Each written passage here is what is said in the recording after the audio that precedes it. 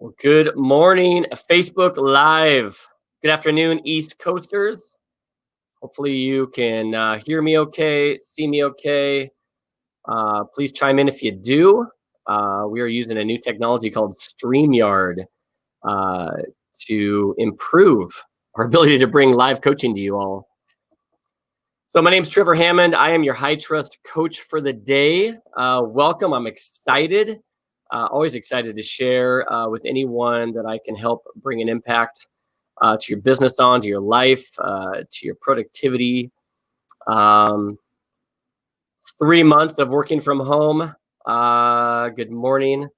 So welcome to my home office, my home library. I've got my San Diego coffee mug to just remember an amazing sales mastery last year down in San Diego.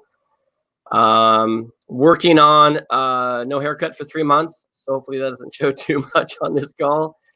I'm sure a lot of you can relate. So anyway, today we are here to talk about productivity. And I want this to be full of engagement. I want you to post questions, some ideas. Good morning.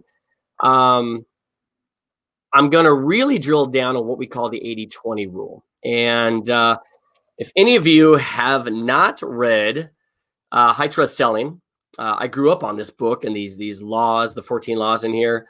If you haven't read it in a while, I encourage you to get it out. What I'm doing, just as a potential tip for you, is I'm committing a month to each of the laws, and sometimes you got to double up, right? 14 laws, 12 months.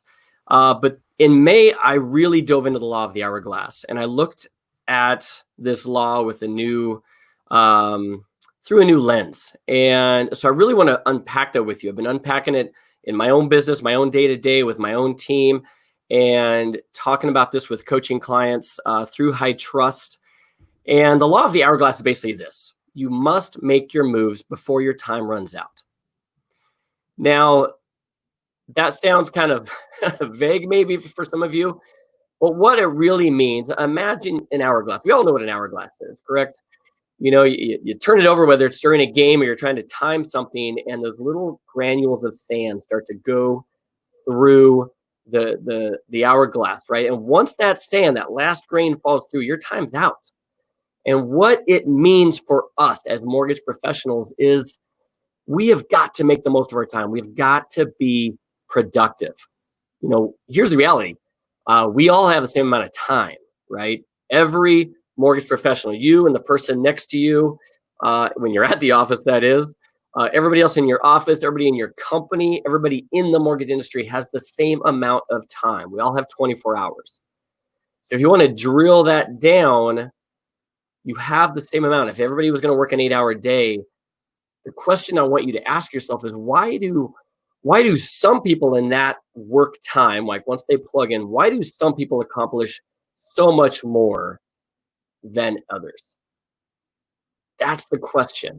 You know, there's somebody probably in your office or within your company who in the similar or same amount of time is helping 15 to 20 families, if not more, every month.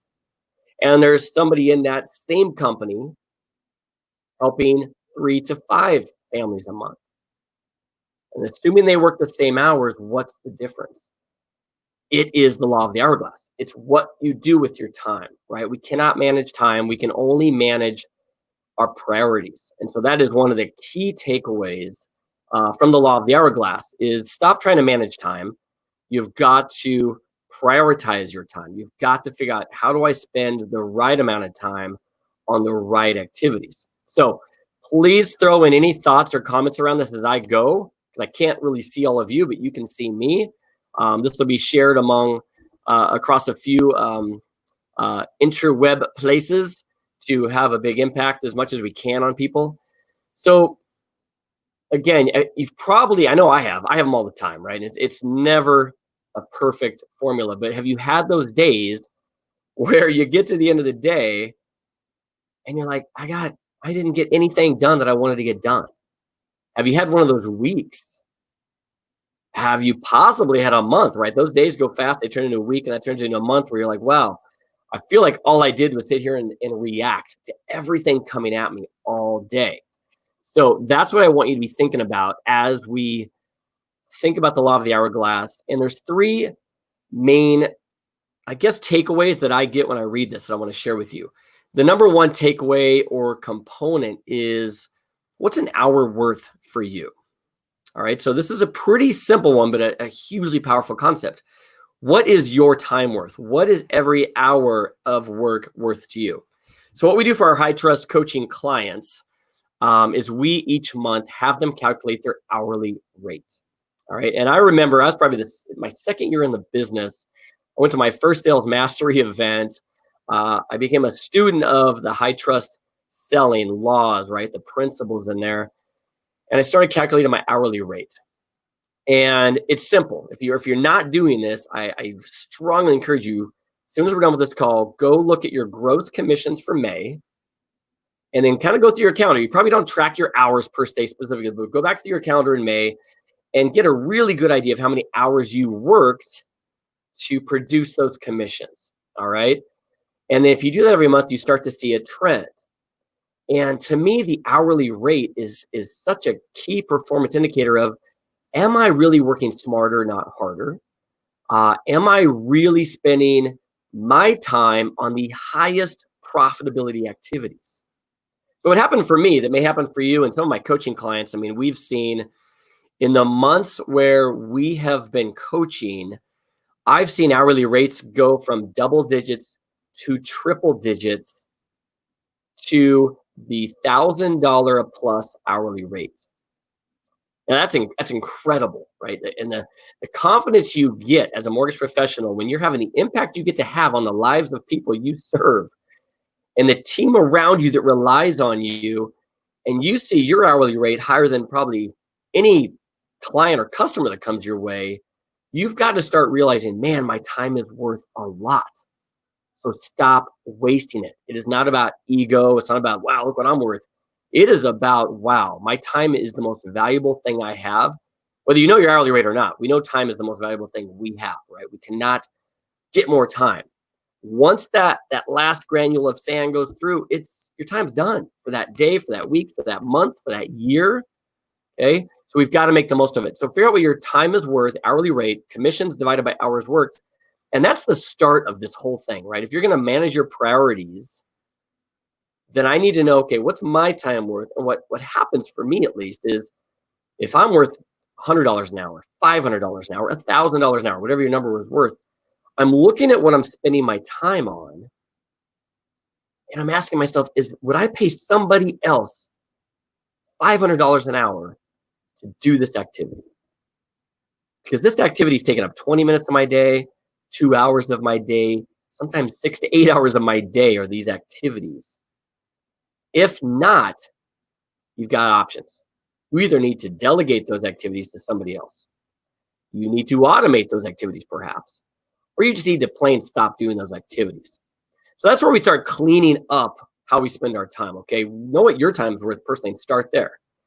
Then the next huge question that I love thinking about myself and I wanted to share with you is the 100% question.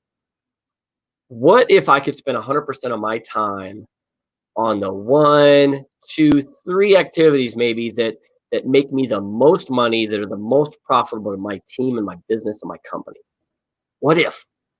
Now, that might not be realistic, but you've got to ask that question. What would that look like if I could spend 100% of my time on the 1 or 2 things that bring the greatest profitability and make the most impact for my team and my company and my business overall? What would that look like? What would I have to start doing more of? What would I have to stop doing? Right? And so now you can see how the hourly rate kind of comes into that to help you define what you should be doing, those 1, 2, 3 things, and what you need to start getting rid of. So if you've done this or have thoughts about this, please throw the comments in. I don't like 30-minute monologues. I can go talk to myself for 30 minutes. Bring ideas. How have you done this? Have you calculated your hourly rate ever? I'm going to take a drink and I'm going to wait for some answers. Then we're going to dive into the 80-20 rule. Here goes. Comments, please. Teresa, thank you very much. You're amazing. So I appreciate all the good mornings, but have you ever calculated your hourly rate? Have you done it? You don't need to post your hourly rate. Any thoughts about that? All right. So I'm going to dive into the 80-20 principle. The Pareto's principle. All right. The other way that Todd shares in the book is the vital few and the trivial many. I like that way to think about it. And we can apply this. The more you dive into the 80-20 rule, the more impactful it becomes as you think about those things. Thank you, Stephen. What do you need 80-20 in your business, right? And what that means is, okay, a small number of causes are responsible for a large percentage of your results or the effect, okay, on your business. So think about your database. It's the first thing I want you to think about. Okay, many of us are busier than ever. We have lots and lots of people we're helping with refinance business. Who are the top 20% of the people in your database that can produce 80% more revenue if you spent more time with them? That's how when you start thinking about this. So a lot of my coaching clients, right? And by the way, I don't want to forget to mention, if you would like to talk to a coach to get some ideas, if you just want to spend 30 minutes of free time with a professional coach to vet out some of the things I'm talking about, go to High Trust Coaching. Looks like they're just putting it on the screen for us right there. Look at that. And have a free consultation. You know I talk to people all around the country, and I know how many days go by where time gets wasted. And so a lot of my coaching time is around that, establishing routines, being more and more productive. And as I've shared, it's so fun to watch their hourly rates go up as they get really, really intentional and purposeful about how they spend their time. All right. So thank you for the comments. Great idea, thought process. Don't neglect your database when you're busy. Absolutely. So we're starting with database. Now, sometimes if you have 1,000 people in your database, you can't call all 1,000 people. But as you become a top producer, you need to constantly assess within your database, who are your top 20%? Who are the biggest influences in your database? Here's another way to say this that you can have a lot of fun with this concept. Who are the top 20% of my database? That if I would invest 80% of my database time on those 20%, I can increase the results coming from my database by 80%. You get all that? Might need to watch that again, rewind this. But that's how you start thinking about that. Shift over to your referral partners. Okay, look at your real estate partnerships. Okay, if you can call them that. A lot of people just have referral relationships, right? You're one of 3 cards. But we're all striving for true, trusted partnerships, all right? Where you're a part of their success, they're a part of your success. You work together constantly to script together, all right? Get people on the phone. Don't just send me an email late at night saying, hey, so-and-so is going to call you, right? You really work together to get that baton handoff improved and more effective. Who are your top 20% referral partners? Who are the 20% of your real estate agents that result in 80% of the profits and revenue that you get from the real estate relationships you have? And are you spending the most time with those people? How could you go deeper with those people? There are times when you do need to go wider. Okay? Absolutely, there are times when you just don't have enough referral partnerships, okay? But the reality is, as we teach in High Trust, is you can do more with fewer. And that's the beauty of the 80-20 rule is, man, if I put 80% of my time into the 20% of the people that produce the most revenue for me and my team, and that I enjoy working with, that I have fun with, okay, that are coachable, that I would refer my family to, what would that look like? All right. So I want you to share, how are you applying the 80-20 rule? And sometimes there's a delay, I know, with technology. But let me know how you've applied it. What are you doing in your business to delegate, delete, automate things so you can spend more time on your top 20%? Okay, share with everybody in here, because this becomes a thread, a conversation that becomes very powerful for anybody else, more powerful for anybody else that comes along that's not on this live call. What have you let go of in your business?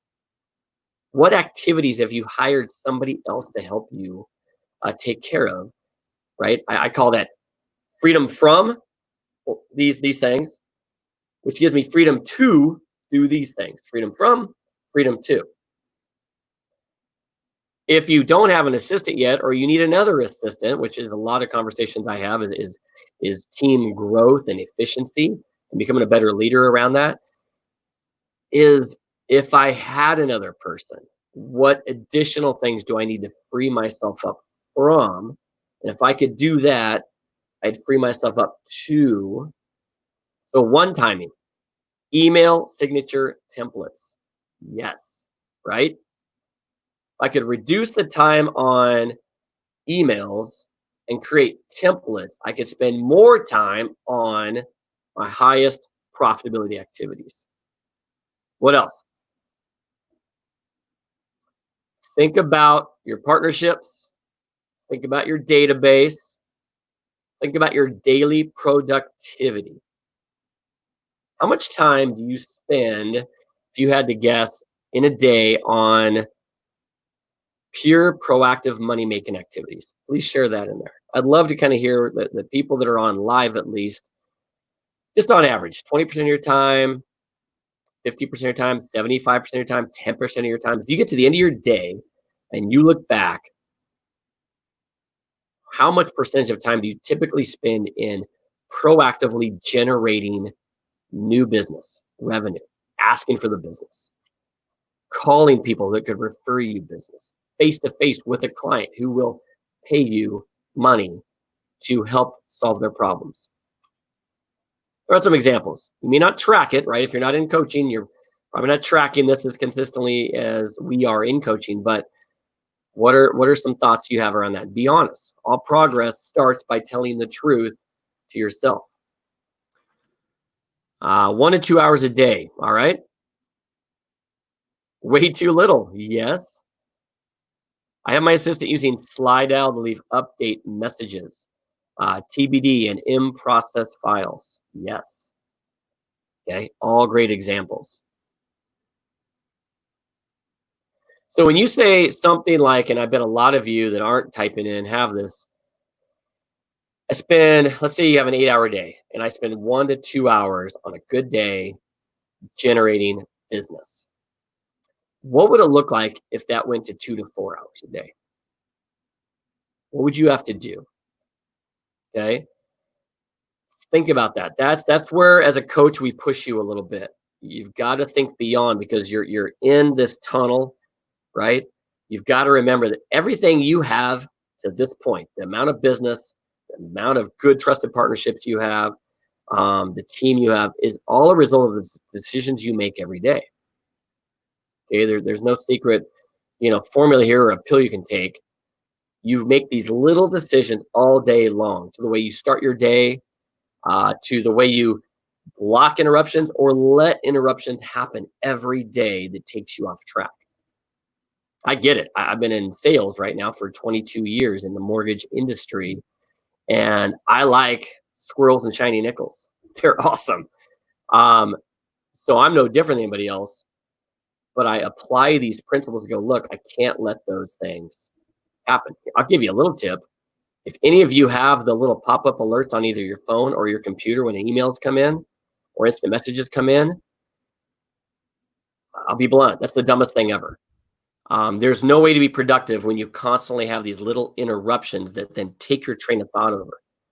You're on a call with a client who pays you thousands of dollars for your time, and you've got little pop-ups on your phone buzzing and on your little lower corner of your computer, interrupting that train of thought while somebody's on there paying you lots of money for your advice and your experience and your thoughts.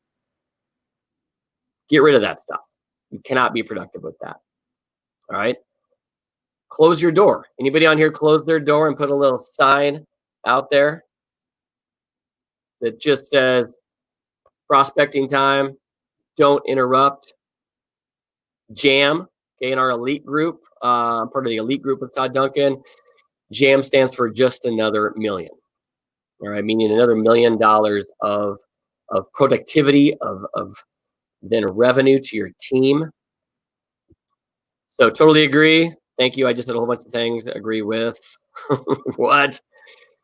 Bring some content to this conversation, folks. I love the engagement. Sounds like you're all listening, but share some ideas. This is a mastermind. That's what I love this forum. I am basically, I love coordinating an awesome conversation. If it's got to be a conversation. So 1 to 2 hours a day on a good day, having your assistant use slide dial, right? It's important to stay in front of TBD clients, right? Those out shopping. You got them on board, and you got to keep them on board. That's a huge amount. But think about every little part of your process. And I spent, yesterday was a big coaching day. I had coaching calls all day long with our coaching clients through High Trust. And we talked a lot about the importance of separating the activity from whose name goes next to that activity. And a lot of times we just by default put our name next to all those activities. For example, a lot of you hopefully have an ongoing potential refinance list. Okay, there's millions of people across the country that could benefit from refinancing right now. And you've got this long list of people. And if you're disciplined about it, you're constantly reviewing that as rates kind of go up and down and fluctuate, or you're waiting until they've been in their house long enough to take advantage of these rates, whatever it might be. But here's the reality. If you've got a team, nobody says you have to review that list. Okay, you see how I'm going to peel back the onion even deeper and deeper here using the 80-20 rule, because the 20% of the activity that gets you the business is you talking to that client about whether or not the refinance makes sense. Everything else, managing the list, going through the list, scrubbing it, checking what rates are doing, that could all be somebody else, but a lot of you have your name next to those activities. I just need to be on the phone, building the trust, building the rapport, and helping them make the decision and pull them across the line if it is the right thing for the client. So just that alone could shave another 15, 20 minutes a day off of your activities and get you on the phone with 2, 3, 4 more people a day, right? Or leave 10 more messages. So have someone else scrub your list as an example of that. Come to you with basically, here's 5 people that I think need a call today. They can't make the call the way you can, but they can get you the people if you give them the system what to look for. I just hired my first assistant. Delegate, delegate, delegate. Love it. So let's talk about this 80-20 rule. A lot of you will realize I need more help. I need a team. And early in my career, probably second year in the business, I hired a part-time assistant. Thanks to Todd, right? Todd Duncan smacked me in the face at the first Sales Mastery, and I read the book and I thought about my hourly rate. And I said, man, I need to go do more of those things, which means I need somebody else to help me with these things. All right. I have eventually got up to 5 people on my team. And there's a couple things I want you to think about as far as why hire team members. You either need a teammate to help you with to just support the volume you've got right now. Okay, some of you need just help in that way. But then the fear kicks in. Yeah, what if this all slows down in 3 months and I have to let that person go? Well, now you're back to doing those 80% activities that are not your top 20%, all right, that lead to 20% of your revenue. So think about this, and this is a tip as far as if team becomes one of the ways for you to increase your hourly rate, apply the 80-20 principle, and start to pursue that 100% question. A teammate can be brought on to help create new business as well. So one of the ways that we interview nowadays that I'll share with you, that I share with our coaching clients, is if I'm interviewing somebody today because I need help today, I'm swamped, I'm overwhelmed, I believe rates are going to stay low for a while, and I'm not predicting anything, but if you believe that, you can say that, hey, today I need you to do this, this, and this. This is what I need you for. How does that sound, right? And do your interview process. But just know that we're in a very cyclical market. Things change. It's the beauty of the industry. It's why I can never get tired of it. It's never the same, even though from the outside it seems the same. In 6 months, in 2 years, in 6 weeks, I might need you doing this, this, and this. All right. So I want you to have confidence. If you feel like you need another teammate, but you don't want to then, have that tough conversation with somebody, go rethink what team can do for you. If I need somebody to help me with my pre-approvals and TBDs and staying in front of my clients that are out shopping for houses and get them updated pre-approval letters, right, and update interest rates, but then things happen to start to slow, doesn't mean I can't shift that person over to now managing my post-close experience for my database. And you're now going to be in charge of creating new business by just giving massive love to my database of 500, 800, 1,000 clients that I've served in the past. You're going to call them on their birthdays. You're going to send little surprises. You're going to schedule my annual reviews with them. Okay. And you're going to find us new business. So think about that, because really, somebody type in here. I'm going to ask you this as we start to wind down our time, because I want you to walk away with, this is the main thing I want you to walk away with, is more clarity and determination, right, on what you need to do and how you might be able to do it to begin making every single day more productive and more profitable. Okay, which if you do that every day, then every week is more profitable, every month is more profitable, and every year is more profitable. Okay, when you hire teammates, you're also buying your freedom. Okay, you can be with your family more. You have time to do some extras to take care of yourself, so you're at your best when you're at work, and you can provide a better experience. So I got up to a 5-person team.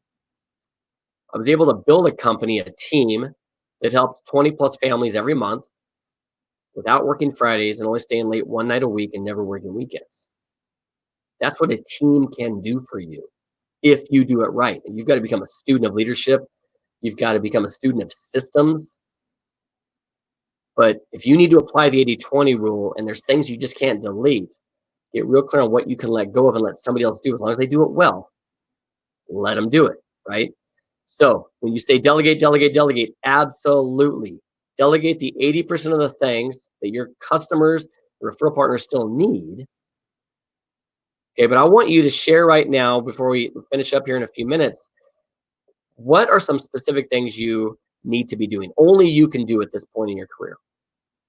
What are the top 1, 2, 3 things that if you could do more of would increase your revenue? So share in there. I'm going to take another sip of my San Diego Sales Mastery commemorative mug. What are the top 3 things you could be doing more of that would make you more money?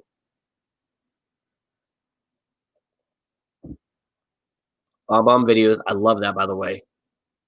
Video is the way to go. If you're scared of it, get over it. I'm watching for some comments to come in. Calling my database. Yes. Imagine the impact of talking to your database more often, right? If you want clients for life, you must talk to them during their life, be a part of their life.